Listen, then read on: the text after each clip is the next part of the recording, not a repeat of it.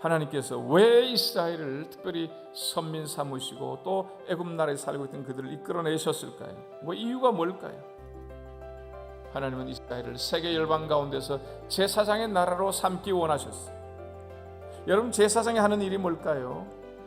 먼저 사람들에게 하나님의 사랑을 전하시고, 하나님의 사랑, 하나님의 용서, 하나님의 평화, 하나님의 생명, 하나님의 진리, 하나님의 복을 하나님의 전달하기를 원하세요. 누구를 통해서? 제사장을 통해서.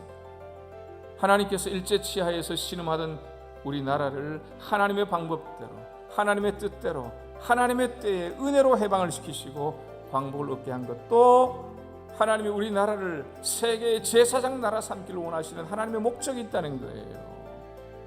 이 놀라운 비밀을 아시면, 믿으시면 아멘 하시기 바랍니다.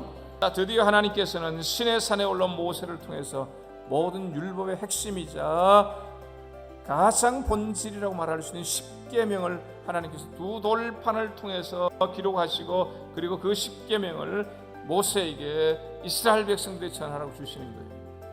자, 그렇지만 오늘은 하나님께서 제사장 나라로 삼으신 이스라엘 백성들에게 십계명을 주시기 전에 하나님이 행하신 일, 그게 뭐예요? 하나님이 행하신 일, 이스라엘의 출애굽이죠. 이 출애굽은 이스라엘이 직접 뭔가를 한 것이 없다고 그랬어요. 하나님의 은혜로 이루어진 일이라는 거예요. 하나님이 행하신 출애굽의 역사를 오늘 먼저 살펴보았어요. 이 하나님이 행하신 이 출애굽 이 사건은 바로 이스라엘 백성들이 주신 하나님의 은혜라고 말씀드렸습니다. 이와 같이 하나님께서는 이스라엘 백성들에게 먼저 은혜를 주신 거예요. 먼저 은혜를 베푸신 거예요. 먼저 계명을 주시지 않고, 10가지 계명을 주시지 않고, 율법을 주시지 아니하시고, 하나님이 이스라엘 백성들에게 먼저 은혜를 베풀어 주시는 거예요. 그러고 나서 하나님은 이스라엘 백성들에게 율법을 주시고, 그 가운데 십계명을 하나님이 주시는 거예요. 사랑하는 여러분, 저와 여러분, 우리 모두는 하나님의 은혜로 구원받은 백성이, 하나님의 은혜로 예수 믿은 사람들이에요. 하나님의 은혜로 죄 사함 받은 사람들이에요. 하나님의 은혜로 하나님 자녀가 된 사람들이에요.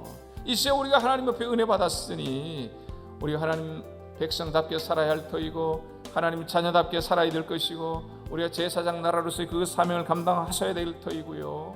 우리는 십계명을 회복해야 될 줄로 믿습니다. 십계명을 다시 우리는 하나에서부터 10가지를 철저하게 지키도록 노력해야 하는 것입니다. 그래서 우리 모두가 이 계명을, 하나님 주신 이 말씀을 지키는 자 되어서 하나님이 더욱 복되게 세우시는 성도, 또 복되게 세우시는 가정과 우리 교회가 되기를 주님의 이름으로 축원합니다.